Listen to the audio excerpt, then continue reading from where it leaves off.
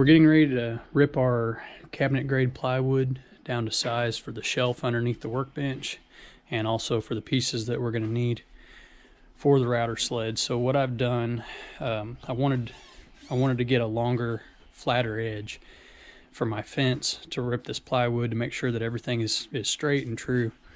So this is a little trick that I picked up, just using some quick clamps to clamp my 4-foot level to the fence. So the level's in line with the fence, but it also extends the fence by about probably 10 inches, 8 inches on this side, 10 inches on that side, and you can adjust that back and forth to your needs. But it does give it a longer straight edge, which should help in maintaining a straight edge on the plywood. These are the parts of my router sled that I have finished so far. I have my 2 sides, which are 4 inches tall, and this is all 3/4 inch cabinet grade plywood. I have my 2 guides on the inside, and basically what they do is they take out all that extra space between the base of the router and the sides. So it's got about a 1/4 of an inch of movement back and forth, but that's all. All of these pieces are 4 foot long, and the base is 14 inches wide, which allows plenty of room to have the entire router inside the router sled. Gives you lots of space for sawdust and all of that. So what I have left to do is drill a hole on each end with a hole saw, and then cut the slots on my table saw.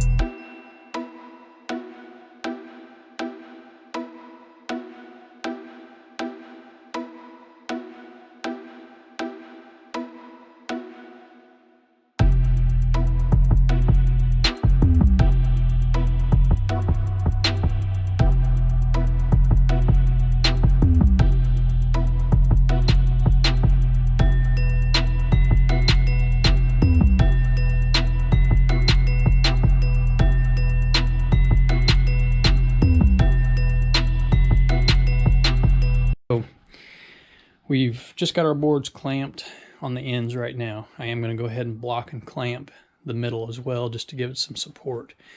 But we've put our boards on our side rails, that is, with a block in between the rail and the table, and that will allow me to come out with the router past the edge of the table. These blocks will just be sacrificial. If they get tore up, it doesn't matter. They're just spacers, as long as we don't get into our rail.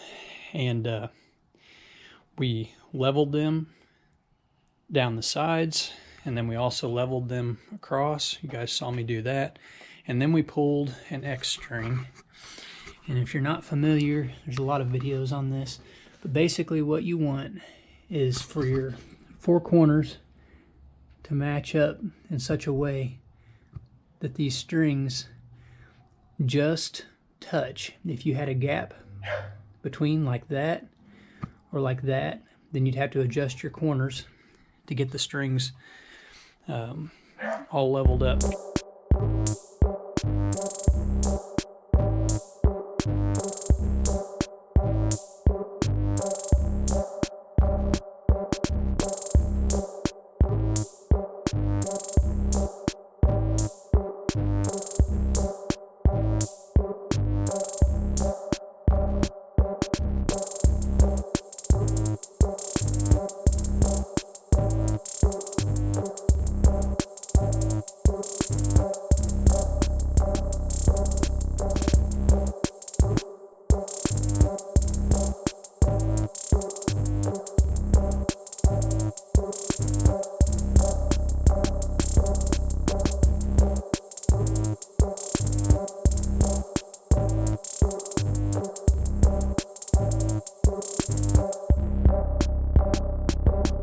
Let me show you what I did on the router bit.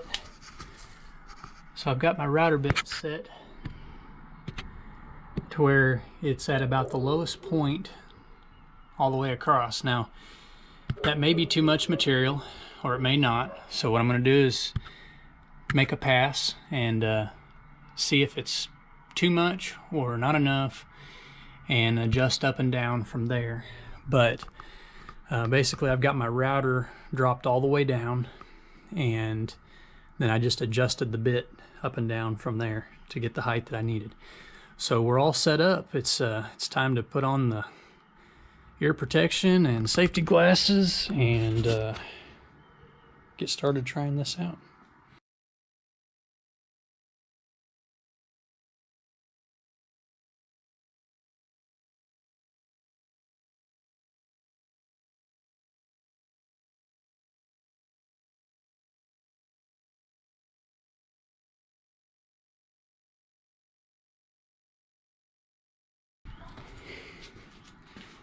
Okay, I'm gonna have to go get a dust mask. I did forget that, but check that out, guys. It's getting it all down to a nice level plane.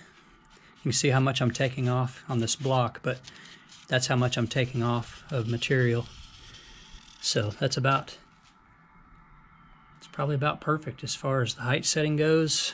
I've got my speed set on my lowest speed on the router, and it's just powering right through that stuff nice and smooth. So go get my dust mask on and get this thing knocked out. It's not going to take very long doing, almost 2 inches in a pass. I think I'm taking about half of that, so I'm probably taking about an inch at a time, but that's still moving pretty quick.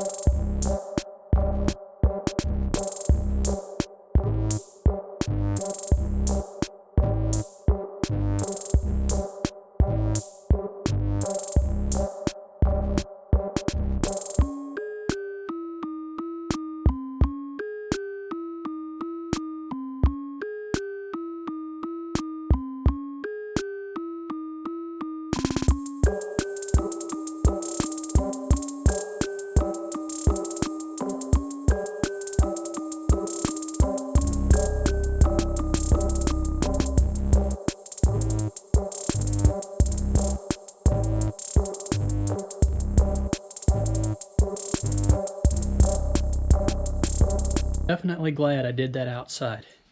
A lot of dust, but it turned out beautiful. It's not flawless. The table's not perfect, of course, but man, it turned out pretty freaking nice.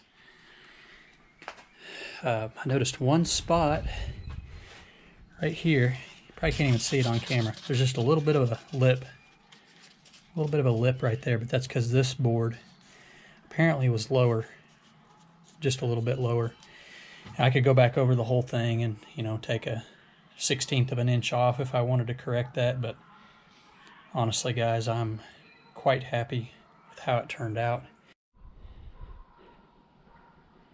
Well, it's all finished up, ready to go to work. So I treated the top with boiled linseed oil after leveling it out, and then I added these boards, some of the scraps of plywood that I had left over on each end. So I've got a place to mount up some clamps.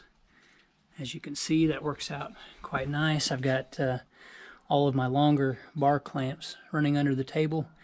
They're up out of the way and not taking up a lot of space. And I'll have them when I need them. My quick clamps are right there. And then I have my little clamps, quick clamps, in there on the legs. So everything's nice and neat, out of the way. The top turned out beautiful. I am just absolutely thrilled with how it turned out. As I've said before, it's not perfect. It has its, it definitely has its imperfections. You know, there's gaps and spots that aren't perfect. You know, but it doesn't matter to me. It's a workbench. It's going to be used. It's going to be, don't want to say abused, but to an extent, you know, it's going to be worked. And so it doesn't need to be perfect, but for what I'm doing, it is perfect. I do have a couple things that I want to do to it still, but as far as the build, it's finished. If you want dimensions or anything, check the first video. It's got all the dimensions. This video was mainly just the router sled and the build of that and setup and use, and then of course the getting the shelf on there, all that kind of stuff. So anyways, all finished up. Thanks for watching, guys. If you like this, then please like and subscribe, and we'll catch you on the next one.